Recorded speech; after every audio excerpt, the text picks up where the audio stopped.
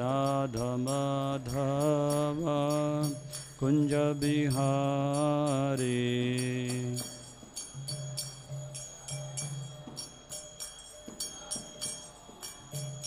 Jaya Gopi Janavallabha Girivaradhari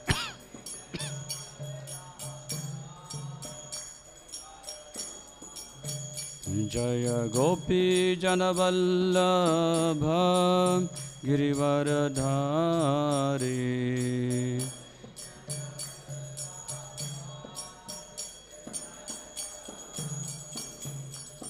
Yashodanandana Braja Janaranjana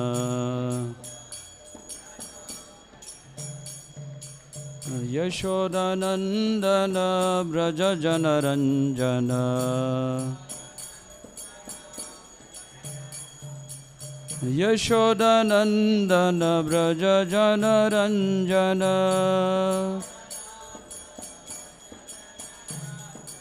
Yamunatira Vanachari Yamunatira Vanachari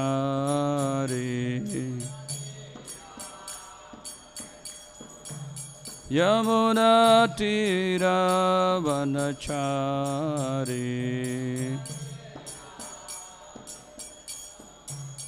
Jaya Radha Madhava Kunja Bihari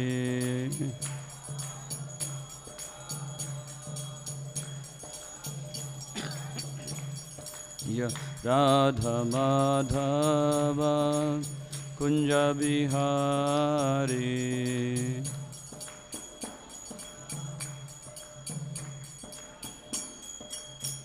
Jaya Sri Krishna Chaitanya Prabhu Nityananda Shri Advaita Gadadhar Srivasadi Gaur Bhakta Vrinda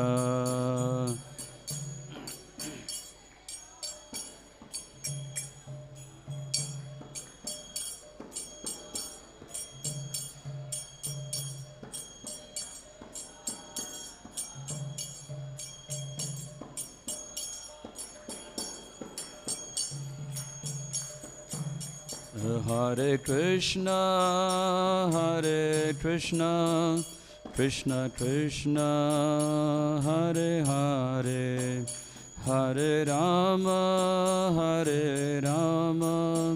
Rama Rama, Hare Hare.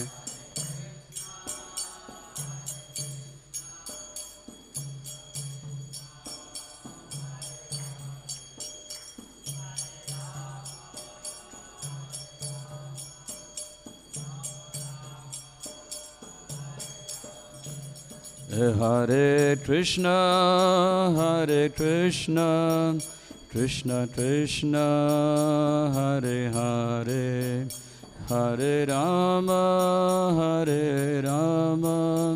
Rama Rama, Hare Hare.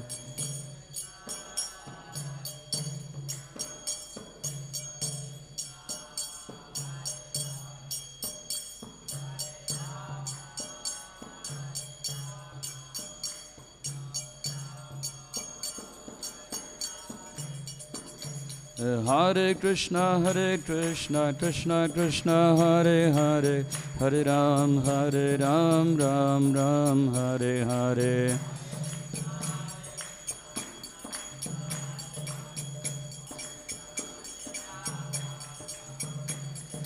Hare Krishna, Krishna Krishna, Hare Hare, Hare Ram, Ram Ram, Hare Hare.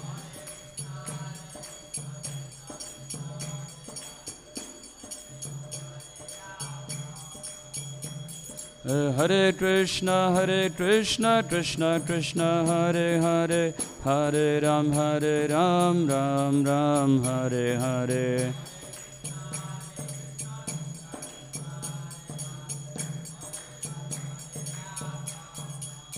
जय प्रभुपादा जय प्रभुपादा प्रभुपादा श्रील प्रभुपादा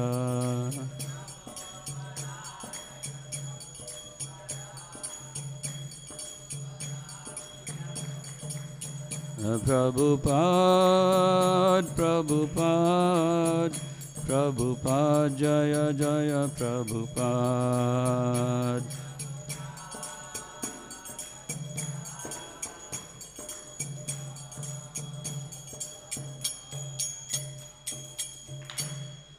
जय श्रीमद् ग्रंथराज श्रीमद् भागवतम की श्रील प्रभुपाद की अनंत कोटि वैष्णव वृंद की जय गौर प्रेमानंदे। ओम नमो भगवते वासुदेवाय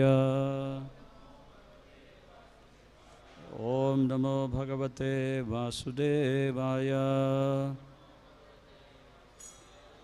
ओम नमो भगवते वासुदेवाय नारायणं नमस्कृत्य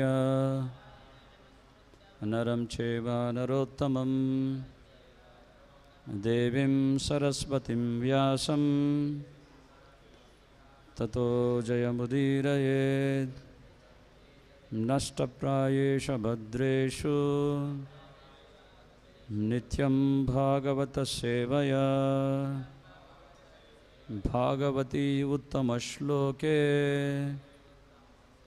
भक्तिर्भवति नैष्टिकीं।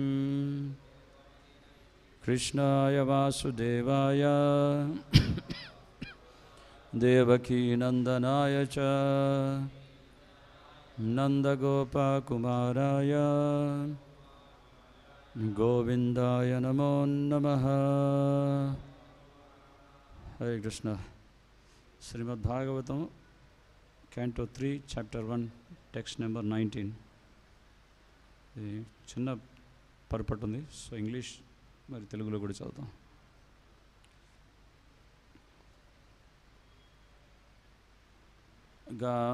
గాం పర్యటాన్ శ్లోక గాం పర్యటాన్ మేధ్య వివిక్త వృత్తి సదా సదా సదా ప్లుతో दह शय्यनो वदूतः अलक्षितः सर्वैर अवधूतवेषो वर्ततानि चिरे हरितोषणन् गामापर्यटान् मेध्य विविक्त वृत्ति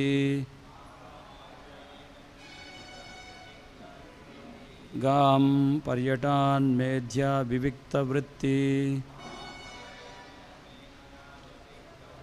सदा प्लुतोदः शयनो विधातु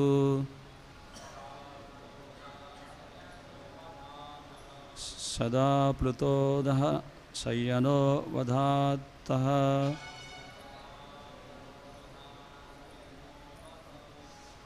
अलक्षितः स्वैरवधूतवेषो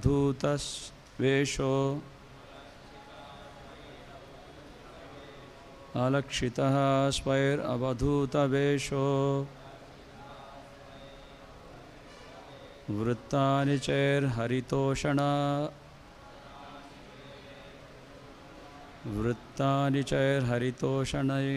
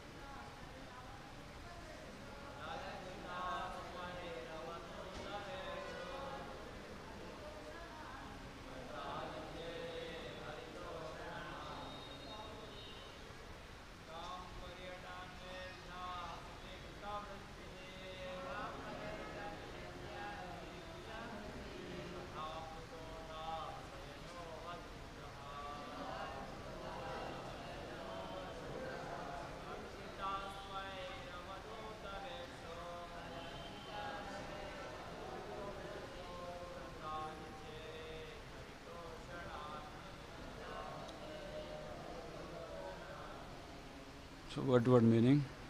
Gam, earth. Paryatan, traversing. Medhya, pure. Vivikta vritti, independent occupation for living. Sada, always. Aplutaha, sanctified. Adaha, on the earth. Shayana, lying. Avadhuta, without dressing of the hair, etc. Alakshitaha, without being seen. Svai, alone. Avadhuta vesha, dressed like a mendicant. Tatrani, vows. Chire, performed. Haritoshanani, that pleased the Lord. Translation and purport by His Divine Grace A.C. Bhaktivedanta Swami Srila Prabhupada Ki Jai. Translation: while so traversing the earth, he simply performed duties to please the Supreme Lord Hari. His occupation was pure and independent. He was constantly sanctified by taking his bath in the holy places. Although he was in the dress of a mendicant, he had no hair dressing nor a bed on which to lie. Thus he was always unseen by his various relatives. Purport: the first and foremost duty of a pilgrim is to satisfy the Supreme Lord Hari. While traveling as a pilgrim, one should not be worried about pleasing society. There is no need to depend on society formalities or occupation or dress.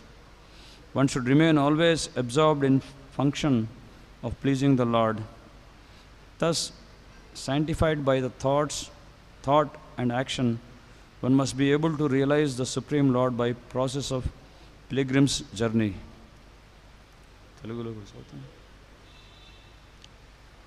ఆ రీతి ధరిత్రి యందంతటను తగినప్పుడు అతడు దేవదేవుడగు శ్రీహరి ప్రీత్యర్థమే కర్మలను నిర్వహించెను. అతని జీవనార్థపు కర్మ పవిత్రమును మరియు స్వతంత్రమును అయ్యుండెను. అవధూత వేషమున నుండి శిరోజాలంకరము గాని లేదా శయనించుటకు చక్కటి పడక గాని లేకపోయినప్పటికీ అతడు తీర్థస్థానములందు స్నానమాచరించుట ద్వారా నిరంతరము పవిత్రుడయ్యెను. ఆ విధముగా అతడు సర్వదా తన బంధువులకు కనపడక యుండెను. భాష్యం: దేవదేవుడకు శ్రీహరి సంతృప్తిపరచుటయే తీర్థయాత్రికుని ప్రథమ కర్తవ్యము. కనుక తీర్థయాత్రికునిగా పర్యటించినప్పుడు మనుజుడు సంఘమును సంతృప్తిపరచుటను గూర్చి చింతించరాజు. సంఘపు కట్టుబాట్లు లేదా వృత్తి లేదా దుస్తులు యను వానిపై ఆధారపడి ఉండవలసిన అవసరం ఏమాత్రమూ లేదు. అతడు ఎల్లవేళలా శ్రీహరి తోషణమనడి కార్యము లగ్నమై ఉండవలెను.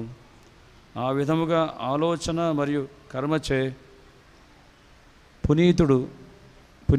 పునీతుడై మనుజుడు తీర్థయాత్ర విధానం ద్వారా దేవదేవుడకు శ్రీకృష్ణుని అనుభూతమునర్చుకొనగలడు. ఓమజ్ఞానతిమిరంధస్య జ్ఞానాంజనశలాకయ చక్షురున్మిలితం యేన తస్మై శ్రీగురవే నమః. శ్రీచైతన్యమనోభీష్టం స్థాపితం యేన భూతలే స్వయం రూపా కదా మహ్యం దదాతి స్వపదాంతికం. వందేహం శ్రీగురు శ్రీయుతపదకమలం శ్రీగురున్ వైష్ణవాంశ్చ శ్రీరూపం సాగ్రజాతం సహగణ రఘునాథాన్వితం త్వం సజీవం సాద్వైతం సావధూతం పరిజనసహితం కృష్ణచైతన్యదేవం శ్రీరాధాకృష్ణపాదాన్ సహగణలలిత శ్రీవిశాఖాన్వితాంశ్చ. నమో ఓం విష్ణుపాదాయ కృష్ణపృష్ఠాయ భూతలే శ్రీమతే భక్తివేదాంత స్వామినితి నామినే. నమస్తే సరస్వతీదేవి గౌరవాణి ప్రచారిణి నిర్విశేష శూన్యవాది పాశ్చాత్యదేశధారిణి. జయ శ్రీకృష్ణ చైతన్య ప్రభు నిత్యానంద శ్రీ అద్వైత గదాధర శ్రీవాసాది గౌరభక్తవృంద. హరే కృష్ణ కృష్ణ కృష్ణ హరే హరే, హరే రామ రామ రామ హరే హరే. హరే కృష్ణ. సో మనం గత కొన్ని రోజుల నుంచి విదురుడి యొక్క తీర్థయాత్ర గురించి మనం చర్చిస్తున్నాం. సో విదురుడు ఆయన ఎప్పుడైతే ఈ తీర్థయాత్ర ప్రారంభించారో అదేదో బాధతో లేదా అవమానం పొంది ఉన్నాను కనుక ఈ విధంగా మనసు విరిగిపోయి ఆ ఉద్దేశంతో ఆయన తీర్థయాత్రకు బయలుదేరలేదు. ఇట్స్ లైక్ అప్పుడప్పుడు మనం ఇంట్లో గొడవపడి లేకపోతే ఎవరైనా ఒక మాట అంటే మన మనసుకి చాలా బాధ కలిగి మనం ఇంటిని విడిచి ఏ విధంగా అయితే వెళ్తామో ఆ విధంగా విదురుడు లాంటి గొప్ప మహాభక్తుడు అనేటువంటి వాడు ఈ విషయాల్లో వారు ప్రభావితులవ్వరు. ఎందుకంటే ఒక మహాభక్తుడికి ఉన్నటువంటి లక్షణం ఏంటంటే బాహ్యమైనటువంటి మాయ చేత బాహ్యమైనటువంటి ప్రపంచం చేత వాళ్ళు ఎన్ని కష్టాలు వచ్చినా వాటి చేత వాళ్ళు ప్రభావితం కాకుండా ఉంటారు. అది భక్తుడికి ఉండాల్సినటువంటి ఒక లక్షణం. అదేవిధంగా ఇంకో లక్షణం ఏంటంటే ఎప్పుడైతే the provocation to the intensity of the tolerance level, అంటే ఏ విధంగా ఒక వ్యక్తి ఒక రెచ్చగొడుతుంటాడు అంటే ఆ ప్రొవోకింగ్ సిచ్యువేషన్ ఏ విధంగా ఉంటుందో అంత రెచ్చగొట్టినటువంటి పరిస్థితుల్లో కూడా ఎంత ఓర్పుగా ఉంటాడో ఆ విధంగా అతడు మహాత్ముడని గుర్తించబడతాడు. సో అది మహాత్ముడికి ఉండాల్సిన ఒక లక్షణం. ప్రభుపాలు వారు అంటారు మహాత్మా అంటే ఏదో రబ్బర్ స్టాంప్ కాదు, అది అలా ముద్రించి ఇతడు మహాత్మా అని బిరుదు ఇవ్వడానికి. సో విపరీతమైనటువంటి పరిస్థితుల్లో ఉండగా కూడా ఎంత రెచ్చగొట్టినా కానీ దాన్ని తట్టుకుంటూ ఉన్నటువంటి సామర్థ్యం కలిగినటువంటి వాడు మహాత్ముడు. సో ఆ విధంగా విదురుడు వీటన్నిటిని తట్టుకుంటూ ఆయన ఆ పరిస్థితులన్నీ కూడా అనుకూలించినప్పటికీ కూడా ఆ అనుకూలంగా లేనటువంటి పరిస్థితిని భక్తికి అనుకూలంగా మార్చుకున్నాడు. మనం శ్రీమద్ భాగవతంలో ప్రతి ఒక్క భక్తుల యొక్క చరిత్ర విన్నప్పుడు వారు పరిస్థితులన్నీ ఎంతో విపరీతంగా ఉన్నప్పటికీ కూడా ఆ స్థితిగతులన్నీ కూడా వారికి అనుకూలించినప్పటికీ కూడా వారు వాటిని భక్తికి అనుకూలంగా మార్చుకున్నారు. మనం ప్రహ్లాదుని చూసినా, కుంతి మహారాణిని చూసినా, ప్రత్యేకంగా పాండవుల్ని చూసినా వాళ్ళు ఎప్పుడు కూడా కంఫర్ట్ జోన్లో లేరు. అన్నీ నాకు సౌకర్యాలు బాగా ఉన్నాయి, చక్కటి వసతి ఉంది, అన్ని ఏర్పాట్లు ఉన్నాయి, అప్పుడు నేను భక్తి చేస్తానని ఆ విధంగా చేయట్లేదు. సో ఎటువంటి పరిస్థితుల్లో ఉన్నా సరే వారు దాన్ని భక్తికి అనుకూలంగా మార్చుకున్నారు. సో ఆ విధంగా ఇక్కడ మనం వింటాం పాండవులు వాళ్ళు మహాభక్తులు. అక్కడ దుర్యోధనుడు మరియు ఈ శకుని వాళ్ళు వేస్తున్నటువంటి పన్నాగాల చేత వాళ్ళు చేస్తున్నటువంటి పాపకృత్యముల చేత పాపం అనేది ప్రాప్తించింది కాబట్టి అక్కడి నుంచి పవిత్రం అవ్వడానికి అక్కడి నుంచి బయలుదేరుతున్నాడని మనం విన్నాం. కానీ అక్కడ ఆ హస్తినాపురంలో కేవలం దుర్యోధనుడు ఆయన సోదరులే కాకుండా శకునితో పాటు అక్కడ పాండవులు కూడా ఉన్నారు, పంచపాండవులు కూడా ఉన్నారు. వీళ్ళు మహాభక్తులు. సో మనం గత శ్లోకాల్లో వింటాం ఇటువంటి పాండవులు ఎవరైతే ఉన్నారో, పాండవులు ఉన్నటువంటి మహాభక్తులు ఉన్నారో ఆ ప్రదేశం కూడా బృందావనంతో సమానమని పూర్వ శ్లోకాల్లో వర్ణిస్తున్నారు. ఎందుకంటే ఎక్కడైతే భక్తులు ఉన్నారో అక్కడ భగవంతుడు ఉంటాడు కనుక పాండవులు ఉన్నారు కాబట్టి ప్రత్యేకంగా అక్కడ అది బృందావనంతో సమానం. మరి ఏ పరిస్థితుల్లో విదురుడు అక్కడ ఆ ప్రదేశాన్ని విడిచిపెట్టి వెళ్ళాలని ఎందుకు సంకల్పించాడు అంటే ప్రత్యేకించి దానికి ఒక కారణం చెప్తున్నారు.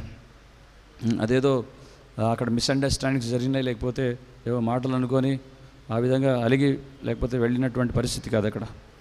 సో విదురుడు ఆయన మైత్రేయ ఋషిని ప్రత్యేకంగా కలవడానికి, మైత్రేయ ఋషితో సాంగత్యం పొందడానికి, ఆ విధంగా వారిద్దరు కూడా చక్కగా భగవద్ కథామృతాన్ని చర్చించడానికి ఆ విధంగా సంకల్పించి బయలుదేరారు. ఎందుకంటే మనం భక్తుడైనటువంటి వాడు ఏ విధంగా సంతృప్తిని చెందుతాడు?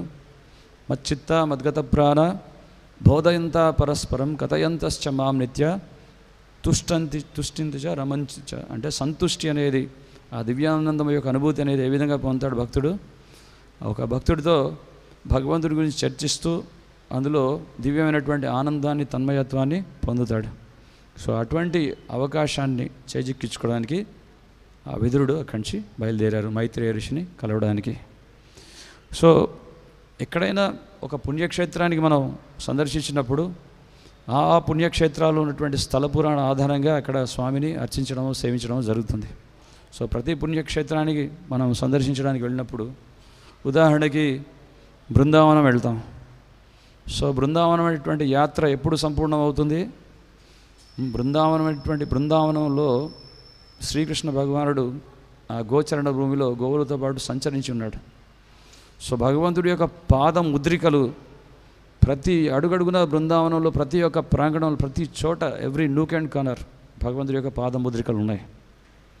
సో ఆ విధంగా బృందావనం అంతా కూడా భగవంతుడి యొక్క పాద ముద్రికలతో ఉన్నటువంటి దివ్య క్షేత్రం. అందుకే తీర్థపాదం అంటాం. సో అటువంటి బృందావనానికి వెళ్ళి ఆ బృందావనం యొక్క ధూళిని కనుక మన శిరస్సు మీద ధరించకపోతే ఆ యాత్ర సంపూర్ణం అంటారు. అదేవిధంగా జగన్నాథపురి క్షేత్రానికి వెళ్ళినప్పుడు జగన్నాథ స్వామి కల్పించినటువంటి ఆ మహాప్రసాదాన్ని స్వీకరించకపోతే కూడా ఆ జగన్నాథ యాత్ర అసంపూర్ణం అంటారు. అదేవిధంగా మాయాపూర్ క్షేత్రానికి వెళ్ళి అక్కడ గంగా స్నానం ఆచరించకపోతే కూడా యాత్ర అసంపూర్ణం అంటారు.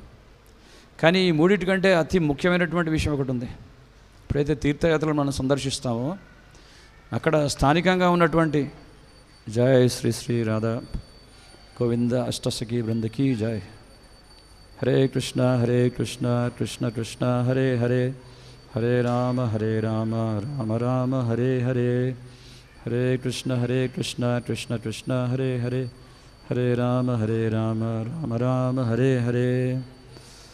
సో తీర్థయాత్ర మనం సందర్శించినప్పుడు అతి ముఖ్యమైనటువంటి విషయం ఏంటంటే ఆ తీర్థయాత్రలో, ఆ క్షేత్రంలో నివసించు సాధువుల యొక్క సాంగత్యం, వాళ్ళ నుంచి మనం వినకపోతే, శ్రవణం చేయకపోతే ఆ తీర్థయాత్ర అసంపూర్ణం. ఇది చాలా ప్రధానమైనటువంటి విషయం.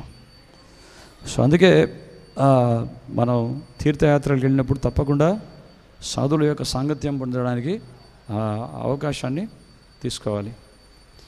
సో అక్కడ మనం సో ఎప్పుడైతే ఈ పుణ్యక్షేత్రాలకు వెళ్తామో అక్కడ మనం చేసే సాధన వల్ల మనకి అత్యధికమైనటువంటి ఫలితం లభిస్తున్నటువంటి విషయం మనం వింటుంటాం. జస్ట్ లైక్ జపం చేస్తున్నాం, ఒక మాల చేస్తే మనకు ఎన్నో మాలలు చేసినటువంటి సత్ఫలితం దక్కుతుంది. ఏదైనా ఆధ్యాత్మిక కార్యం, భగవంతుడి సేవ అనేది మనం అనుసరించినట్టయితే దానికి అత్యధికమైనటువంటి ఆధ్యాత్మిక సుకృతి మనకు లభిస్తుందని మనం వింటాం క్షేత్రాల్లో, పుణ్యక్షేత్రాల్లో. సో ఎందుకు కారణం ఏంటంటే పుణ్యక్షేత్రాల్లో భగవంతుడి యొక్క ప్రియ భక్తులు ఎవరైతే ఉన్నారో వారు ఆ క్షేత్రంలో ఉండి ఎంతో తపస్సును ఆచరించున్నారు. సో ఆ విధంగా ఆ క్షేత్రంలో వాళ్ళు ఉంటూ భగవంతుడి యొక్క సేవలు చేస్తూ భగవంతుడి యొక్క ప్రియ భక్తులు అంతా కూడా అక్కడ ఉన్నారు. కాబట్టి ఆ క్షేత్రానికి ఆ పొటెన్సీ, ఆ శక్తి ఉంది. There is lot of spiritual potency in the ether. ఆ శక్తి ఆ ప్రదేశంలో ఉంటుంది. సో ఎవరైతే ఒక భక్తుడు ఆ ప్రదేశానికి వచ్చి సిన్సియర్గా, అంటే పూర్తి నిష్ఠతో, శ్రద్ధతో ఎప్పుడైతే భగవంతుని సేవిస్తుంటాడో అప్పుడు ఆ స్వల్పమైనటువంటి భక్తి కార్యాలు చేసినా దానికి ఎంతో రెట్టింపు ఫలితాన్ని పొందుతాడు. అదేవిధంగా అపరాధాలు చేస్తే కూడా ఆ రియాక్షన్ అదేవిధంగా ఉంటుంది క్షేత్రంలో. అందుకే క్షేత్రానికి వెళ్ళినప్పుడు చాలా జాగ్రత్తగా ఉండాలి. ప్రభుపాదులు వారు అంటారు, బృందావనానికి వెళ్ళినప్పుడు అక్కడ మనకు అర్థం కాకపోవచ్చు కొన్ని విషయాలు. సో అపరాధం చేసే అవకాశాలు ఉంటాయి. అందుకే 3 days అక్కడ ఉండేసి పూర్తి అడ్వాంటేజ్ తీసుకొని శ్రవణం, కీర్తనం చేసి వస్తే మనకి ఆ ఎనర్జీ ఉంటుంది మళ్ళీ తర్వాత మన భక్తిని కొనసాగించుకోవడానికి. అందుకే పుణ్యక్షేత్రాల్ని మనం సందర్శించాలి. సో విదురుడు ఆయన ఎంతో గొప్ప మహాభక్తుడు. సో ఆయన పుణ్యక్షేత్రానికి వెళ్ళే భగవంతుని దర్శించుకోవాల్సినటువంటి అవకాశం లేదు. ఆయన ఎక్కడున్నా సరే భగవంతుని దర్శించుకుంటాడు. లైక్ మనం భగవంతుడు సర్వంతర్యామి, సర్వశక్తిమంతుడు. So the lord is omnipotent and omnipresent. Omnipotent అంటే సర్వశక్తిమంతుడు, అలాగే ఆమ్ని ప్రజెంట్ అంటే అంతటా వ్యాప్తించున్నాడు, సర్వత్రా వ్యాప్తించున్నాడు భగవంతుడు. సో విదురుడు ఆయన భగవంతుడి యొక్క ఉనికిని అంతటా వీక్షించగలుగుతున్నాడు. ప్రతి చోట భగవంతుడి యొక్క ఉనికిని ఆయన గుర్తించగలుగుతున్నాడు. సో అటువంటి మహానుభావుడైనటువంటి విదురుడు ఒక ప్రత్యక్షంగా మనకు ఒక ఉదాహరణ చూపించడానికి ఏ విధంగా అయితే పుణ్యక్షేత్రాలకు వెళ్ళి సాధువుల యొక్క సాంగత్యం పొందడానికి ఆయన ఆ విధంగా పర్యటిస్తున్నారు.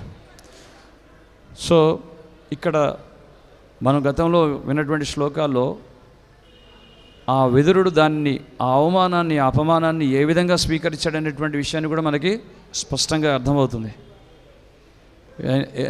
ఇది బహిరంగ శక్తి, భగవంతుడి యొక్క బహిరంగ శక్తి యొక్క ఏర్పాటే, ఆ ఏర్పాటుగానే ఆయన భావిస్తున్నాడు. సో బహిరంగ శక్తి ఏ విధంగా కార్యం చేస్తుందట? భగవంతుడి యొక్క పరస్య శక్తిర్ వివిధైవ శ్రూయతే, భగవంతుడికి వివిధమైనటువంటి శక్తులు ఉన్నాయి. భగవంతుడి యొక్క అలాదిని శక్తి శ్రీమతి రాధారణి, మన జీవులంతా తటస్థ శక్తి. అలాగే భగవంతుడి యొక్క బహిరంగ శక్తి మాయాశక్తి. సో ఈ మాయాశక్తి చేసే కార్యం ఎలా విధంగా ఉంటుంది? ఈ మాయ ఏంటి? సృష్టి స్థితి ప్రళయ సాధన శక్తి రేఖ ఛాయేవ యస్య భువనాని వివర్తి దుర్గా ఇచ్ఛానురూపమపి యస్య చేష్ట గోవిందమాది పురుషం తమహం భజామి. సో భగవంతుడి యొక్క ఛాయ లాంటిది మాయ. భగవంతుడి వెనువెంటనే ఉంటుంది ఛాయ. మన నీడ ఏ విధంగా అయితే మనం వెనువెంట ఉంటుందో ఆ విధంగా మాయ కూడా ఎప్పుడు మనం వెనువెంటనే ఉంటుంది. అదేవిధంగా ఇచ్ఛానురూపమపి యస్య చేష్ట అంటే భగవంతుడి యొక్క ఇచ్ఛానుసారంగా ఆవిడ కార్యాలు చేస్తుంది. ఆవిడ స్వతంత్రంగా ఏ కార్యం కూడా చేయదు, మాయాశక్తి కూడా. సో ఆ విధంగా ఆ మాయ చేసినటువంటి ఏర్పాటే ఇట్స్ స్పిరిచువల్లీ డెస్టైన్డ్, అంటే అది భగవంతుడు చేసినటువంటి ఏర్పాటే మాయాశక్తి ద్వారా అని ఆ విదురుడు గుర్తిస్తున్నాడు.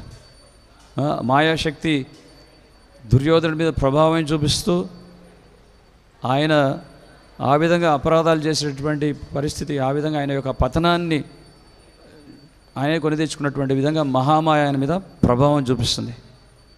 కానీ అదే మాయ యోగమాయగా, ఆ మాయనే యోగమాయగా విదురుణ్ణి ప్రేరేపిస్తుంది.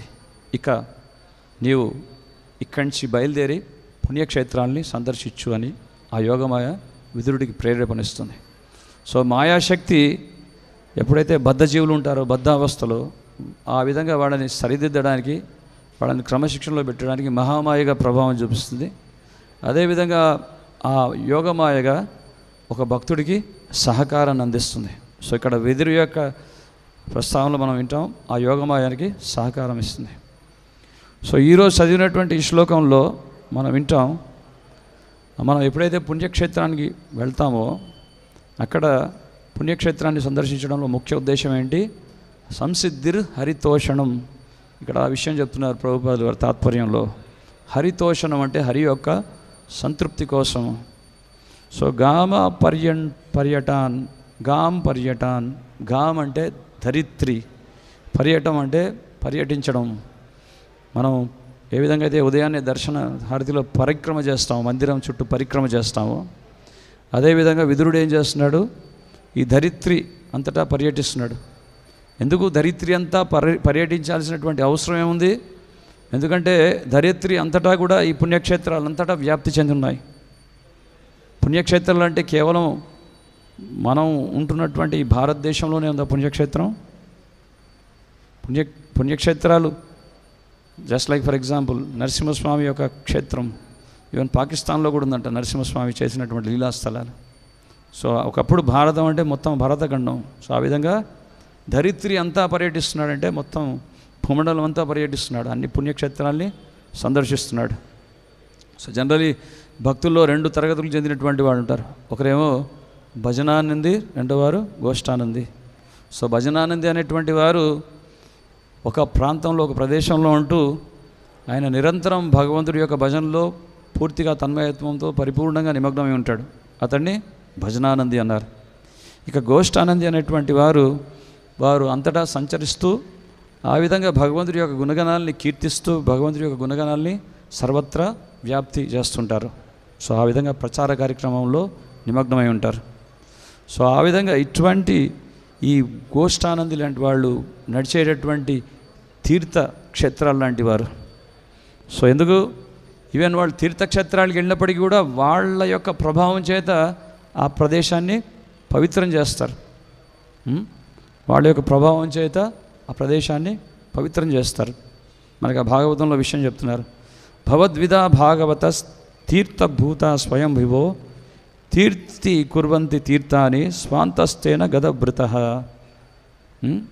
ఆ విధంగా తీర్థి కుర్వంతి తీర్థాని ఇక్కడ చెప్తున్నారు. ఆ భగవంతుడి యొక్క ఆ ప్రియ భక్తులు, ఆ భాగవతోత్తములు ఆ భగవంతుడి యొక్క లక్షణాలని పోల్చుకొని ఉంటారట. ఎందుకంటే భగవంతుడితో అంత సన్నిహితంగా సహచర్యం, అంత సంగీత సాన్నిహిత్యం కలిగి ఉంటారు. కనుక భగవంతుడికి ఎంతో సన్నిహితంగా ఉన్నటువంటి అటువంటి భక్తులు ఆ విధంగా భగవంతుడి యొక్క లక్షణాలతో ఉంటారు. ఆ లక్షణాలతో ఆ విధంగా వాళ్ళ హృదయంలో స్వ అంతస్థ అంటే వాళ్ళ అంతఃకరణలో ఎప్పుడు కూడా భగవంతుడిని నిలుపుకుంటారు. వాళ్ళ అంతఃకరణలో స్వాంతస్థేన గదభృత. ఆ విధంగా వాళ్ళ అంతఃకరణలో ఎప్పుడు కూడా భగవంతుడిని నిలుపుకుంటారు. సో కనుక వాళ్ళు నడిచేటటువంటి తీర్థక్షేత్రాలు లాంటి వారు. సో విదురుడు ఆ విధంగా ఎప్పుడు కూడా భగవంతుని హృదయంలో నిలుపుకొని అనుక్షణం భగవంతుడి యొక్క ఆయన యొక్క ప్రజెన్స్ని, ఆయన యొక్క ఉనికిని ఎప్పుడు కూడా అనుభూతి చెందుతున్నాడు. ఆ విధంగా ఆయన పుణ్యక్షేత్రానికి వెళ్ళి జనరల్ ఈ పుణ్యక్షేత్రాలు అనేవి ఈ బద్ధజీవుల్ని పవిత్రించడానికి మన అస్తిత్వాన్ని పవిత్రీకరణ చేసుకోవడానికే ఈ పుణ్యక్షేత్రాలు.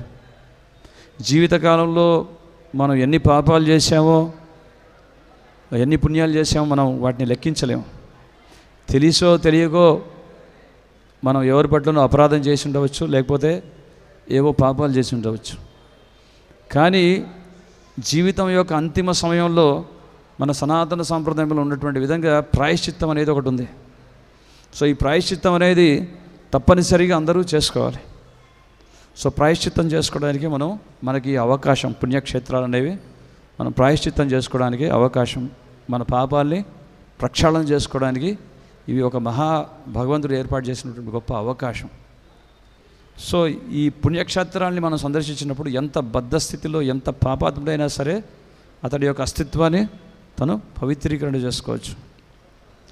సో భగవంతుడు ఆయన ఎంతో అపారమైనటువంటి కర్మతో ఆయన యొక్క కృపతో ఆయన మనకి ఈ అవకాశాలని ఇస్తుంటారు. సో ఈ శుద్ధ భక్తులు ఎవరైతే ఉండారో వాళ్ళు ఎప్పుడు కూడా ఆ పుణ్యక్షేత్రాన్ని సందర్శించినప్పుడు వాళ్ళు గొప్ప గొప్ప భక్తుల్ని ఆశ్రయించి, ఆ ప్రామాణికమైనటువంటి భక్తులు అంటే ఒక సరైనటువంటి ప్రామాణికత, ఉన్నతమైనటువంటి భక్తులు. సో వారి నుంచి వింటూ, శ్రవణం చేస్తూ, భగవంతుడి యొక్క గుణగణాల్ని వింటూ, ఆ విధంగా భగవంతుడి యొక్క సాహిత్యాల్ని రచిస్తూ ఈ పుణ్యక్షేత్రాల్లో ఉంటారు. లైక్ మనం వింటాం వేదవ్యాసుల వారు, వ్యాస మహర్షి, ఆయన నారద మహర్షుల వారి నుంచి భగవంతుడి గురించి విని తర్వాత బద్రికాశ్రమంలో నివాసం ఏర్పరచుకొని ఆ విధంగా ఈ శ్రీమద్ భాగవతమైనటువంటి ఈ పంచమ వేదం ఏదైతే ఉందో, వేదాంత సూత్రాలు ఏవైతే ఉన్నాయో, ఇటువంటి మహాభాగవత పురాణాన్ని మనకి లిఖితపూర్వకంగా రాసి మనకు అందజేశారు. సో ఆ విధంగా వీరు పుణ్యక్షేత్రాలను సందర్శించినప్పుడు ఏం చేస్తారు, ఇటువంటి మహానుభావులు ఇటువంటి సాహిత్యాన్ని రాస్తూ మనలాంటి బద్ధజీవులకు ఉద్ధరించడానికి మనకు ఒక అవకాశం కలిగిస్తుంటారు. అలాగే మనం వింటాం సుఖదేవ్ గోస్వామి, ఆయన తన తండ్రి గారైనటువంటి వ్యాస మహర్షి నుంచి విన్నటువంటి ఆ సందేశాన్ని యథావిధిగా ఆ సందేశాన్ని పరీక్షిత్ మహారాజ్కి అందించడం జరిగింది. సో ఆ ప్రతి ఒక్క వాళ్ళ యొక్క చేసేటటువంటి ప్రతి కార్యాల వల్ల వారు ఏ ప్రదేశానికి వెళ్ళినా సరే వారి యొక్క మనసులో ఎప్పుడు భగవంతుని నిలుపుకోవడం వల్ల అది అంతా కూడా ఆ ప్రదేశం కూడా పుణ్యక్షేత్రంగా మారిపోతుంది. లైక్ ఒక సందర్భంలో ప్రభుపాదులు వారు ఉపన్యాసం ఇస్తున్నారు లాస్ ఏంజల్స్లో. సో ఆయన ఉపన్యాసం ఇస్తున్నప్పుడు ఒకసారి అలా నిశ్శబ్దంగా ఉన్నారు. సో భక్తులతో ఆయన ఏమని చెప్పారంటే, what do you think that I'm in Los Angeles no, I'm in Vrindavan. So నేను ఇక్కడ లాస్ ఏంజల్స్లో ఉన్నాను అనుకుంటున్నారా? లేదు, నేను బృందావన్లో ఉన్నాను. అంటే వారు ఎప్పుడు కూడా భగవంతుని ఆ ధామాన్ని, ఆ క్షేత్రాన్ని వారితో పాటు మోసుకెళ్తుంటారు. ఎక్కడికి వెళ్ళినా సరే ఆ ప్రదేశాన్ని బృందావనంగా మారుస్తారు. సో మేక్ బృందావన్ విలేజెస్, ప్రభుపాదులు వారు. సో ఎక్కడికి వెళ్ళినా సరే మన గ్రామాలన్నీ కూడా మన బృందావనంగా మార్చాలి. అదే ప్రీచింగ్, అదే ప్రచారం. అంటే ఆ బృందావనం అనేటువంటి భావాన్ని ఆ గ్రామానికి రప్పించాలి. సో ఈ విధంగా పర్యటించేటప్పుడు ఉన్నటువంటి భావన ఏ విధంగా ఉండాలనేది కూడా ఈ శ్లోకంలో చాలా అద్భుతంగా వర్ణిస్తున్నారు. సో ఎటువంటి విధంగా భావన ఉండాలట ఇక్కడ మనకి భాష్యంలో చెప్తున్నారు. పర్యటించినప్పుడు మనుజుడు సంఘము సంతృప్తిపరచుట కొరకు చింతించకూడదు. సొసైటీని ఏ విధంగా సాటిస్ఫై చేయాలి, సంఘముని సంతృప్తిపరచడం కోసం. సో అది కాదు ఉద్దేశం ఇక్కడ. ఎందుకంటే ఆ సంఘపు కట్టుబాట్లు, ఆ దుస్తులు, అవన్నీ పద్ధతులన్నీ పాటించి సంఘాన్ని సంతృప్తిపరచాలంటే we can never satisfy the society. ప్రభుపాదులు వారు క్లియర్గా చెప్తారు, we can never satisfy the society. ఒక చక్కటి కథ చెప్తారు. ఒకసారి ఒక పెద్ద వయస్కుడు ఆయన తన మనవడితో పాటు బయలుదేరాడు ఒక గాడిద పట్టుకొని. సో ఆ విధంగా వాళ్ళు ప్రయాణం చేస్తుండగా ఒక గ్రామంలోకి రాగానే ఆ గ్రామస్తులంతా కేకలేస్తున్నారట వీళ్ళని చూసి. సో ఎందుకు అరుస్తున్నారంటే ఆ మనవడేమో గాడిద మీద కూర్చున్నాడు, తాతగారేమో నడుస్తూ వెళ్తున్నారు. సో వాడేమన్నారంటే, ఈ పిల్లవాడిని బాగా గారాబం చేస్తున్నావు, చక్కగా ఆయన కూర్చున్నాడు, నేనేమో నడిపిస్తున్నాడు, రేపు పెద్ద అయిన తర్వాత నీకు మొట్టకాయలు వేస్తాడు, సో జాగ్రత్త, ఇప్పటి నుంచే ఆయన్ని క్రమశిక్షణలో పెట్టు అని చెప్పారు. అప్పుడు ఏం చేశారు, మనవాడిని దింపాడు, ఈయన కూర్చున్నాడు. ఇంకో గ్రామాన్ని చేరుకున్నారు. అప్పుడు మళ్ళీ జనం ఆ గ్రామం నుంచి మళ్ళీ విమర్శిస్తున్నారు. ఏమంటున్నారంటే, పెద్దవాడివి, ఆ పసిపిల్లవాడు పాపం కాళ్ళు కందిపోతాయి, సో చక్కగా నువ్వేమో గాడిద మీద కూర్చొని నువ్వేమో ప్రయాణం చేస్తున్నావు, ఆ పసిపిల్లవాడు ఆయన నడిపిస్తున్నావు, ఇది ఎంత ఘోరం చెప్పు అని చెప్పేసి మళ్ళీ వాళ్ళు విమర్శిస్తున్నారు. అప్పుడు ఏం చేయాలో అర్థం కాలేదు. అప్పుడు ఇద్దరు దిగి నడుస్తున్నారు. అప్పుడు ఇంకో గ్రామానికి వెళ్ళగానే ఇంకొంతమంది చూసి, వీళ్ళకి బుద్ధి జ్ఞానం లేదు, చక్కగా గాడిద ఉంది, బరువును మోస్తుంది, సో హాయిగా గాడిద మీద కూర్చొని ప్రయాణం చేయలేక గాడితో పాటు నడుచుకుంటూ వెళ్తున్నారని చెప్పి వీళ్ళు విమర్శించడం మొదలుపెట్టారు. ఇక ఆఖరికి ఏం అర్థం కాక ఇద్దరు కలిసి కూర్చున్నారు గాడిద మీద. అప్పుడు రెడ్ క్రాస్ వాళ్ళు వచ్చేసి, ఇట్స్ ఎనిమల్ అబ్యూస్, ఇది హోలీ క్రాస్, అదే వాళ్ళు వచ్చేసి జంతువుని హింసిస్తున్నారు, నోరులేని మూగజీవిని అని చెప్పేసి వాళ్ళు ఇంకొక. సో ఈ విధంగా చూస్తే అల్టిమేట్లీ మనం సొసైటీ, ఇక్కడ అదే చెప్తున్నారు, సంఘాన్ని సంతృప్తిపరచడం పదం వాడారు ఇక్కడ భాషలో. సంఘాన్ని సంతృప్తిపరచడం అంటే సంఘాన్ని మనం సంతృప్తిపరచలేము. If you please the lord, భగవంతుని కనుక సంతృప్తిపరిచినట్టయితే, సంసిద్ధిర్ హరితోషణం, హరిని కనుక సంతృప్తిపరిచినట్టయితే ఆటోమేటిక్గా సంఘం అంతా, సొసైటీ కూడా సాటిస్ఫై అవుతుంది. సో అది సీక్రెట్ ఫార్ములా. అంతేగాని మనం సంఘాన్ని సంతృప్తిపరచడానికి ఈ ఫిలంథ్రపిక్ యాక్టివిటీస్ ఇవన్నీ దాన్ని అభివృద్ధి చేయడానికి ఎన్ని రకాలుగా పథకాలు వేసినా కానీ అది సాధ్యపడదు. సంసిద్ధిర్ హరితోషణం, that is the main formula. So ఆ విధంగా ఆ భావంతో వెళ్ళాలి. ఇక్కడ సంఘం యొక్క కట్టుబాట్లు. ఇంకో విషయం చెప్తున్నారు.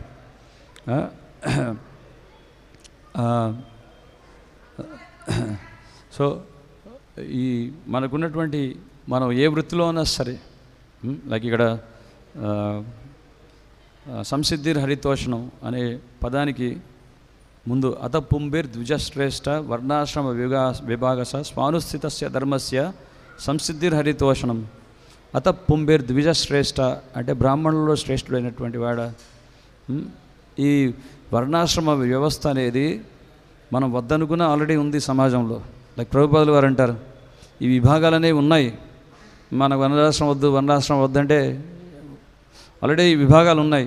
బ్రాహ్మణుడు ఉన్నాడు, intellectual class, military class, mercantile class and Shudra class. So already ఈ వ్యవస్థ ఉంది. ఈ వర్ణాశ్రమ వ్యవస్థ అనేది it's there in a hidden form.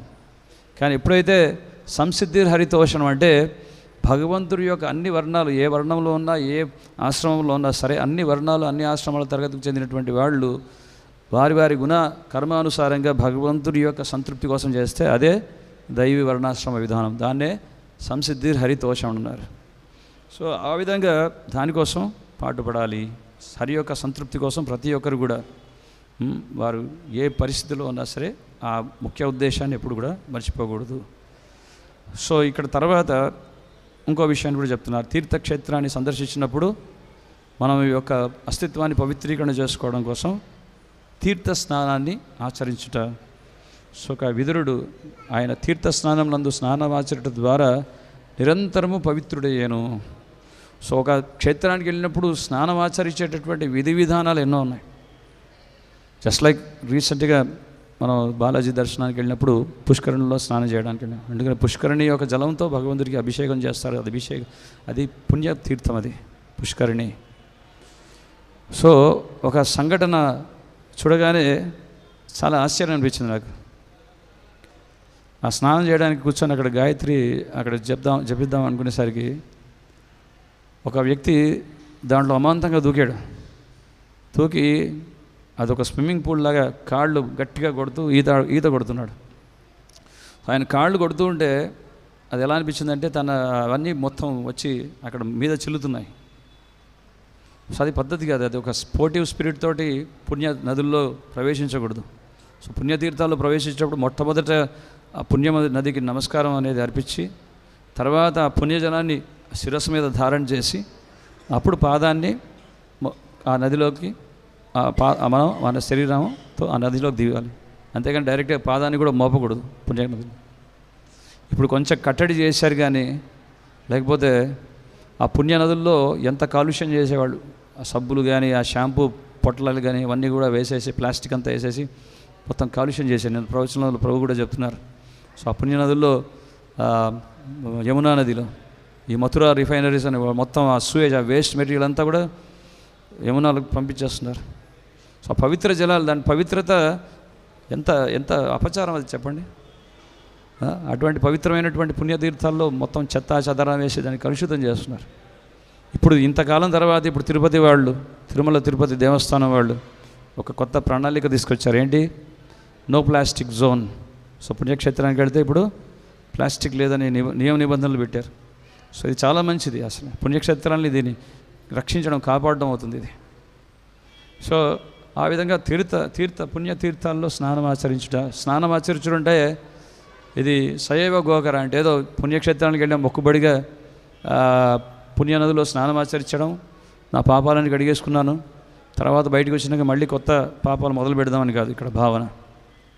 Rupa Goswami వారు చెప్తారు మనకి భక్తి ఉపదేశామృతంలో, కుంజర శౌచవత్. కుంజరం అంటే ఏనుగు. సో ఆ ఏనుగు ఏంటంటే ఎప్పుడైతే ఆ సరస్సులో దిగుతుందో చాలా శుభ్రంగా మంచిగా స్నానం చేస్తుంది. కానీ స్నానం చేసిన తర్వాత అప్పుడు ఏం చేస్తుంది? మళ్ళీ బయటకు వచ్చి చెత్తా చెదారంతా కూడా చల్లుకుంటుంది. మరి దానివల్ల ఏమైనా ప్రయోజనం ఉంటుందా? సో అదేవిధంగా పుణ్యక్షేత్రాల్లో మనం స్నానం ఆచరించి పునీతులం అయ్యాము, పవిత్రం అయ్యామంటే మళ్ళీ తర్వాత మనం పాపాలకి ఫుల్ స్టాప్ పెట్టాలి. అప్పుడు మన భక్తి కొనసాగుతుంది. సో అంతేకాకుండా పుణ్యక్షేత్రాలు ఉండగా భగవంతుని స్మరించడం అనేది అత్యధికంగా చేయాలి. ఓం అపవిత్ర పవిత్రోవా సర్వావస్థగతోపివా యస్మరేత్ పుండరీకాక్షం సబాహ్యో బాహ్యంతర శుచి. ఓం అపవిత్ర పవిత్రోవా, నేను పవిత్రుండా అపవిత్రుండా అనే విషయం నాకు అవగాహన లేదు. నన్ను నేను సర్టిఫై చేసుకోలేను. నేను పవిత్రుండో నేను అపవిత్రుండో అనేటువంటి విషయాన్ని నేను సర్టిఫై చేసుకోలేను. కానీ ఒక విషయం మాత్రం ఖచ్చితంగా చెప్పగలను, యస్మరేత్ పుండరీకాక్ష అంటే ఆ పుండరీకాక్షుడిని, ఆ భగవంతుని కనుక స్మరించడం కనుక నేను చేసినట్టయితే సబాహ్యో బాహ్యంతర శుచి అంటే ఇంటర్నలీ అంతఃకరణగా మరి బాహ్యంగా కూడా పవిత్రత అనేది ఏర్పడుతుంది. అందుకే పుణ్యక్షేత్రాలకు వెళ్ళినప్పుడు ఈ స్మరణ అనేది అత్యధికంగా చేయాలి. సో ఆ విధంగా ఆ స్మరణ ఇంకా భక్తుల యొక్క సాంగత్యంలో సాధు సంఘ స్వరూపగోస్వాములు చెప్తారు. ఈ 5 విషయాలు పుణ్యక్షేత్రానికి మనం ఇవి తప్పకుండా భక్తుడైనటువంటి వాడు పాటించాలి. సో మొట్టమొదటిది, ఇది చాలా ప్రధానమైనటువంటి విషయం, చాలా ముఖ్యమైనటువంటిది, సాధు సాంగత్యం. సో సాధు సాంగత్యం వల్లనే మనకి పుణ్యక్షేత్రాల యొక్క విశిష్టత గురించి, దాంట్లో ఉన్నటువంటి ప్రత్యేకత గురించి మనకు అర్థమవుతుంది. సాధులు అనేటువంటి వాళ్ళు లేకపోతే ఈ చర్మచక్షులతో మనం ఆ పుణ్యక్షేత్రాన్ని వీక్షించలేము. మనకి ఏం కనబడతాయి? కళ్ళతో చూస్తే అక్కడ ఎవరు అరుస్తున్నాడు, కుక్కలు తిరుగుతున్నాయి, బిల్లు తిరుగుతున్నాయి, ఇదేంట్రా అనుకుంటాం. కానీ ఎప్పుడైతే పుణ్యక్షేత్రాన్ని దర్శించాలంటే మన చెవుల ద్వారా, అంటే ఆ సాధు చెప్పినటువంటి ఆ మహత్యాన్ని విని అప్పుడు ఆ దివ్యధామాన్ని దర్శించుకుంటే అది నిజమైనటువంటి దర్శనం. సో అది సాధు సాంగత్యం. మనం చూస్తాం పండరిపూర్ క్షేత్రంలో ఉన్నటువంటి మహిమ గురించి. సో ఆ పుండలీకుడు అనేటువంటి భక్తుడు మొట్టమొదట ఆయన భక్తుడే, కానీ వివాహం అయిన తర్వాత భక్తి కార్యాన్ని వదిలిపెట్టి మాయలో పడిపోయాడు. సో ఆయన భార్యతో వెళుతూ ఉంటే ఎవరు ఆశ్రయాన్ని కూడా ఇవ్వలేదు ధర్మసత్రాల్లో, ఎందుకంటే తీర్థయాత్రకి విహారయాత్రలాగా వచ్చాడు. సో అటువంటి పుండలీకుడు ఆఖరికి చంద్రభాగా నది దాటి అక్కడికి వెళ్ళగానే అక్కడ ముగ్గురు స్త్రీలు, ఎంతో తోజయవంతంగా ఉన్నటువంటి ఆ స్త్రీలు వారి యొక్క కేశములతో ఆ ప్రాంగణాన్ని శుభ్రపరుస్తున్నారు. సో ఎవరయ్యా మీరు అంటే గంగా, యమున, సరస్వతి అని చెప్పుకున్నారు. మేము పుణ్యనదులం అని చెప్పారు. మరి పుణ్యనదులు అంటే మీరు ఎంతో పవిత్రమైనటువంటి వారు, మీరు ఎవరికి సేవ చేస్తున్నారంటే ఇక్కడ ఒక కుకుటముని అనేటువంటి ఒక గొప్ప మహా ఋషి ఉన్నాడు, ఆయనకు సేవ చేస్తున్నాం. ఎందుకు అంటే మీలాంటి పాపాత్ములు వచ్చి మీ పాపాలన్నీ కూడా మా నదిలో కడిగేసుకుంటారు కదా, కనుక మేము కూడా పాపాల నుంచి విముక్తి పొందడానికి ఇటువంటి మహానుభావులైనటువంటి ఈ ఋషుల్ని సేవిస్తున్నాం. అంటే ఎవరా ఋషి అంటే కుక్కటముని అని చెప్పారు. అప్పుడు ఈ పుండలీకుడు కుక్కటముని ఋషి ఆశ్రమానికి వెళ్ళినప్పుడు ఆ ఋషి నుంచి ఎప్పుడైతే వింటాడో, శ్రవణం చేస్తాడు, అప్పుడు జ్ఞానోదయం కలిగి అప్పుడు ఆయన ఆ విధంగా మళ్ళీ తిరిగి ఆయన చేసినటువంటి అపరాధాన్ని సరిదిద్దుకుంటూ వాళ్ళ మహానుభక్తులైనటువంటి తల్లిదండ్రుల్ని సేవిస్తూ ఆ విధంగా సాక్షాత్తు భగవంతుడి యొక్క విశేషమైనటువంటి అనుగ్రహాన్ని పొందుతాడు ఆ పుండలీకుడు. సో అందుకే సాధు సాంగత్యం యొక్క ప్రభావం ఎంత గొప్పగా ఉంటుందనేది మనం వింటాం. అందుకే మొట్టమొదట సాధు సాంగము, తర్వాత భాగవత శ్రవణం. సో మన ప్రభుపాదులు వారు అంటారు, ఇంత పెద్ద పెద్ద మందిరాలు నాకు అవసరం లేదు, నాకు పెద్ద ప్యాలెస్ అవసరం లేదు. నేను బృందావనంలో ఉన్నప్పుడు 5 రూపాయలు ఖర్చు పెట్టి చిన్న ఒక రూమ్లో ఉన్నారు ప్రభుపాదులు వారు. మనకందరికీ తెలుసు రాధా దామోదర్ మందిరంలో. సో ప్రభుపాదులు వారు ఎందుకు ఈ పెద్ద పెద్ద మందిరాలు కట్టడం, ఎందుకంటే కనీసం మందిరం చాలా బాగుంది, పెద్దగా ఉంది, చూద్దామని చెప్పి ఆ విధంగా వచ్చారు ఎవరైతే ఈ యాత్రికులు ఉంటారో. ఆ వచ్చినప్పుడు కాసేపు మందిరంకి వచ్చాం కదా, కాసేపు కూర్చుందామంటే కూర్చున్నప్పుడు భగవంతుడి యొక్క కథని వినడానికి ఒక అవకాశం చేకూర్చడానికే ఈ మందిరాలు. మన మిగతా మందిరాలకి మనకి ఇస్కాన్కు ఉన్నటువంటి ముఖ్య ఉద్దేశం ఏంటంటే ఇట్స్ ఏ ఎడ్యుకేషనల్ సెంటర్. ఈ టెంపుల్స్ అనేవి ఇట్స్ లైక్ ఎడ్యుకేషనల్ ప్లేస్. మనని సంస్కరించుకోవడానికి ఇవి ఒక విద్యా కేంద్రాలు లాంటివి. సో ఆ విధంగా నిత్యం భాగవత సేవ, అందుకే శ్రవణానికి మనం ప్రాధాన్యత ఇస్తాం. తర్వాత నామ సంకీర్తనం, ఇది మూడోది, భగవంతుడి యొక్క నామస్మరణ. అలాగే మథురావాస్ అంటే మనం అందరం ప్యాక్ చేసుకొని లగేజ్ అంతా వెళ్ళి పుణ్యక్షేత్రాల్లో నివాసం ఇచ్చడం కాదు, ఎందుకంటే అక్కడ అపరాధాలు చేస్తే మళ్ళీ దానికి ఎఫెక్ట్ కూడా బాగుపడుతుంది. మథురావాస్ అంటే కనీసం భగవంతుడు చేసినటువంటి లీలా స్థలాన్ని మనం ఎప్పుడైతే సందర్శిస్తామో అప్పుడు మనకి ఆ కన్విక్షన్, ఆ విశ్వాసం అనేది బాగా దృఢమవుతుంది. అందుకే భగవంతుడి యొక్క లీలా స్థలాలన్నింటినీ కూడా మనం సందర్శించాలి, అది కూడా భక్తిలో ఉన్నటువంటి అంగమే. ఆఖరికి 5వ విషయం ఏం చెప్తున్నారంటే శ్రీమూర్తేరా సేవన్, అర్చ విగ్రహ శ్రీమూర్తి యొక్క సేవన. సో నిన్నటి క్లాస్లో మనం విన్నాం, అర్చ విగ్రహ అంటే సాక్షాత్తు భగవంతుడు అర్చావతారంలో అవతరించున్నారు. So idol worship, deity worship ఉన్నటువంటి వ్యత్యాసం ఏంటి? ఐడల్ వర్షిప్ అంటే అది ఒక ఇమాజినరీ ఫామ్, ఏదో ఊహించి కాల్పనికంగా సృష్టించినటువంటి బొమ్మ. కానీ మనం పూజించేది బొమ్మ కాదు, ఇది విగ్రహము, శ్రీమూర్తి. ఎవరైతే స్థాపితులు ఉంటారో శాస్త్రాన్ని క్షుణ్ణంగా అధ్యయనం చేసి ఆ శాస్త్రానుసారంగా ఆ విగ్రహాన్ని చెక్కి ఆ విధంగా వేదమంత్రములతో భగవంతుని స్తుతిస్తూ ప్రార్థిస్తూ ఆ విధంగా భగవంతుని ఆహ్వానిస్తారు. సో బ్రాహ్మణిజం అంటే ఏదో జస్ట్ మనం వేదమంత్రాన్ని పఠించి మన అస్తిత్వాన్ని మనం సత్వగుణంలో ఉంటూ దివ్యానందాన్ని అనుభూతి పొందడం కోసం కాదు. భగవంతుని ఆహ్వానిస్తూ మంత్రాన్ని పఠిస్తూ మంత్రాలను ఆహ్వానిస్తూ భగవంతుని ఆ విధంగా చేసిన తర్వాత మనకి భగవంతుడి యొక్క అనుగ్రహాన్ని అందరికీ ప్రసాదించడానికి.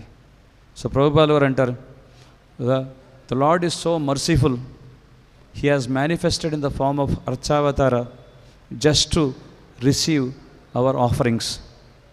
మనం సమర్పించుకునేటటువంటి మనకి ఆ సేవ చేసుకునేటువంటి మహద్భాగ్యాన్ని కలిగించడానికి భగవంతుడు అర్చావతారంలో అవతరించారు.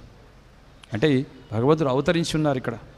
అవతార అసంఖ్యానం, అసంఖ్యపూర్వకమైనటువంటి అవతారాలు భగవంతుడివి. అందులో ఈ అర్చావతారం అనేది కూడా భగవంతుడి యొక్క అవతారమే. సాక్షాత్తు భగవంతుడు ఇక్కడ ఉపస్థితులై ఉన్నారు ఆ రూపంలో. అది ఎప్పుడు సాక్షాత్కారం జరుగుతుంది?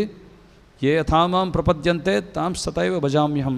ఏ విధంగా మనం ప్రపత్తి ఎంత శరణాగతి భావంతో భగవంతుని సమీపిస్తామో అప్పుడు మనకు ఆ విషయం అవగతం అవుతుంది, లేకపోతే మనకు అర్థం కాదు. సో ఆ విధంగా అర్చన మనకి ప్రభుపాదులు నిన్న చక్కగా నిన్న ఉపన్యాసంలో బాగా అద్భుతంగా చెప్పారు. ఉదాహరణ ఏ విధంగా అయితే ఇది ప్రభుత్వం చేత ఆమోదింపబడినటువంటి తపాలా కేంద్రం. సో తపాలా కేంద్రంలో ఉన్నటువంటి తపాలా పెట్టెలో ఎప్పుడైతే ఉత్తరాన్ని వేస్తామో అది చేరాల్సినటువంటి గమ్యానికి చేరుతుంది. సో అదేవిధంగా మనం అందించేటటువంటి సేవలన్నీ కూడా భగవంతుడికి ఈ విగ్రహ రూపంలో మనం సమర్పించుకోవచ్చు. ఆ భగవంతుడు మన సేవల్ని ఈ విగ్రహ రూపంలో స్వీకరిస్తున్నారు. సో ఆ విధంగా మనం ఎంతో అదృష్టం. భగవంతుడి యొక్క విగ్రహ సేవ వల్ల మనం ఎంతో అదృష్టాన్ని, భగవంతుడి సేవ చేయడానికి అవకాశాన్ని మనం పొందుతున్నాం, మహద్భాగ్యాన్ని పొందుతున్నాం. సో ఆ విధంగా ఇక్కడ ఆ విషయాన్ని మనకి ఇంకా చెప్తూ ఇక్కడ ఇంకొన్ని విషయాలు కూడా చెప్తున్నారు. ఆ విదురుడు ఆయన ఎప్పుడైతే ఈ పుణ్యక్షేత్రాలను దర్శించాడో ఆయన భగవంతుడిని హృదయంలో అలంకరించుకుంటున్నాడు కాబట్టి తన బాహ్యమైనటువంటి శరీరాన్ని అలంకృతం చేసుకోవడానికి ఆయనకు ఆసక్తి అనేది పూర్తిగా విడిచిపెట్టాడు. సో ఇక్కడ అదే చెప్తున్నారు. ఇక్కడ ఏం చెప్తున్నారంటే ఆయన అవధూతగా వేషధారి అయి శిరోజాములను అలంకరించుకొనక, అంటే తన వెంట్రుకల్ని అలంకరించుకోవట్లేదు. ఎందుకంటే మనకి బ్యూటీ అంటే అందంగా ఉండాలంటే మంచి హెయిర్ క్రాఫ్ట్ ఉంటే దాని మీద ఆసక్తి అనమాట. ఇప్పుడు చూసుకుంటున్నాం ఎంత బ్యూటిఫుల్గా ఉన్నాం, కానీ ఇక్కడ తిరుపతి రాగానే నున్నగా గుండు కొట్టేసుకుంటాం. అంటే ఒక రకంగా అర్థం ఏంటంటే శిరోజాలని విడిచిపెట్టడం అంటే మన శరీరం ఉన్నటువంటి వ్యామోహాన్ని విడిచిపెట్టడం. అలాగే మంచి దుస్తులు ధరించడం, ఇవన్నీ నేను ఎంత బాగున్నాను, it's trying to come out of bodily concept of life. This is the first step of spiritual realisation. So వ్యామోహాన్ని తగ్గించుకుంటున్నాం. తర్వాత ఇక్కడ ఇంకో పదం చెప్తున్నారు, అలక్షిత అంటే కనపడట్లేదు. ఎవరికి కనపడట్లేదట? ఎవరు కనపడట్లేదు? తన బంధుమిత్రులకు ఎవరికి కనపడట్లేదు. అంటే అదృశ్యమైన కాదు అక్కడ అర్థం. అంటే అవధూతగా జటాధారి అయి మొత్తం గడ్డాలు మీసాలు పెంచుకొని అసలు గుర్తింపరాని విధంగా ఉన్నాడట. సో వారి సొంత బంధువులు వచ్చినా సరే ఎవరయ్యా అవుతాడు అన్నట్టు గుర్తింపకుండా ఉన్నాడు. సో దీన్నే జడ విద్య అంటారు. జడభర్తుడి గురించి మనకు తెలుసు. ఆయన లోపల ఎంత గొప్ప మహాభక్తుడైనప్పటికీ కూడా బాహ్యంగా ఎవరికి కనిపించాలి. ఎందుకంటే ఎవరికి అందరు వచ్చి పొగడాలని కోరుకోవట్లేదు. ఎందుకంటే ఎప్పుడైతే మనం ఫేమస్ డివోటీ అవ్వాలనుకున్నాం అనుకోండి, ఎప్పుడు అందరు వచ్చి ప్రైజ్ చేస్తుంటే మనకి అహంకారం పెరిగే అవకాశం ఉంది. So don't try to become a famous good devotee, try to become a good devotee. మంచి భక్తుడు అవ్వడానికి ట్రై చేయాలి. సో అందుకే ఆయన గుహ్యంగా ఉన్నాడు, కనపడట్లేదు. బాహ్యంగా ఆయన ఏంటి పిచ్చోళ్ళలాగా ఉన్నాడు అంతే. సో అలాగే ఈ అవధూత అంటే ఇక్కడ పదం ఏంటంటే మనం గుర్తించలేము వాళ్ళని. ఈ అవధూత అనేటువంటి వాడు తను ప్రాణాన్ని త్యాగం చేసేటప్పుడు కూడా తన ఇంట్లో త్యాగం చేయడు. ఎవరికి తెలియకుండా కనీవిని ఎరగనటువంటి ప్రదేశానికి పుణ్యక్షేత్రానికి వెళ్ళి అక్కడ శరీరాన్ని చాలిస్తాడు. ఆయన శరీరాన్ని చాలించడానికి విషయం కూడా ఎవరికి తెలియదు, వాళ్ళ బంధుమిత్రులకి. సో అలా ఉంటుంది అవధూత యొక్క వ్యవహారం. సో అదేవిధంగా ఇక్కడ ఏం చెప్తున్నారు, అంటే ఆయన నిద్రించేటప్పుడు కూడా నాకు చక్కటి పాన్పులు ఉన్నాయా అని చూసుకోవట్లేదు. సో ఆ భూమినే పాన్పుగా మార్చుకొని తన చేతిని తలగడ పెట్టుకొని ఆ భూమి మీద పడుకున్నాడు.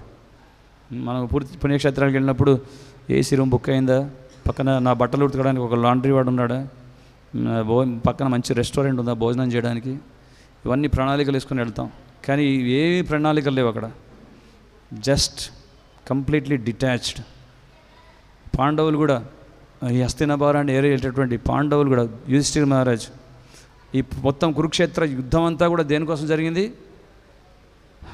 యుధిష్ఠిర మహారాజుని హస్తినాపురంలో సామ్రాట్గా నియమించడానికి. కానీ అంత గొప్ప సామ్రాట్ అయినప్పటికీ కూడా తను ఎలా విడిచిపెట్టాడు? ఆయన బయలుదేరేటప్పుడు హస్తినాపురం నుంచి ఉత్తర దిశకు బయలుదేరేటప్పుడు ఎలా విడిచిపెట్టాడట? ఎంత ఇదిగా చెప్తున్నారంటే, ఎప్పుడైతే మల విసర్జన చేసేటప్పుడు తిరిగి చూడకుండా ఏదైతే మనం పని కానిస్తామో, అదేవిధంగా ఇతడు కూడా వీటన్నిటిని త్యజించి బయలుదేరాడట. సో మనం ఏ స్థితిలో ఉన్నా సరే ఆఖరిలో ఈ వానప్రస్థం అంటే వీటన్నిటిని త్యజించి మన శరీరం అనేది భస్మమయ్యే లోపలే భస్మీభూతస్య దేహస్య, మన కోరికలన్నీ కూడా కాల్చి భస్మం చేసుకోవాలి. అది మనకి ఉన్నటువంటి పద్ధతి. సో ఆ విధంగా ఆయన శారీరకమైనటువంటి అవసరాల గురించి వీటి గురించి ఏం పట్టించుకోవట్లేదు. ఎక్కడ పడుకోవాలి, ఎక్కడ తినాలా, ఎక్కడ నాకు సౌకర్యంగా ఉంటుంది పుణ్యక్షేత్రం, ఇవన్నీ వెతుక్కోవట్లేదు. ఆ విధంగా ఆయన భగవంతుని ప్రీత్యర్థం కోసం సేవ చేస్తున్నారు. ఇక్కడ ఆఖరిలో భాష్యంలో చెప్తారు, తీర్థయాత్ర విధానం ద్వారా దేవదేవుని శ్రీకృష్ణుని అనుభూతమునర్చుకొనగలడు. భగవంతుని అనుభూతి పర ఈశానుభవ తుష్టి పుష్టి క్షుదామాయో పర ఈశానుభవ. పర ఈశానుభవ అంటే భగవంతుడు ఆ భగవంతుడి యొక్క ఈ అనుభూతి పూర్వకంగా అర్థం చేసుకోవడానికి ఈ తీర్థయాత్రలు అనేవి మనకు దోహదపడతాయి. ఎందుకంటే భగవంతుడి యొక్క స్వయంగా అక్కడ ఉన్నాడు, భగవంతుడు తీర్థక్షేత్రాల్లో వెలిసి ఉన్నారు స్వయంభూగా అర్చావతారంలో. సో ఆ విధంగా మనకు ఒక అవకాశం. తీర్థయాత్రల యొక్క ముఖ్య ఉద్దేశం ఏంటి? భగవంతుని అనుభూతిపూర్వకంగా సాక్షాత్కారం పొందడానికి. సో అది మనం చేసే అత్యధిక ముఖ్య ప్రయత్నం. సో అదే విషయం ఇక్కడ మనకి చెప్తున్నారు ఈరోజు శ్లోకంలో. హరే కృష్ణ. జయ గ్రంథరాజ్ శ్రీమద్ భాగవతం కి, జయ శ్రీల ప్రభుపాద్ కి, సాయి గౌర్ ప్రేమానందే. హరి హరి.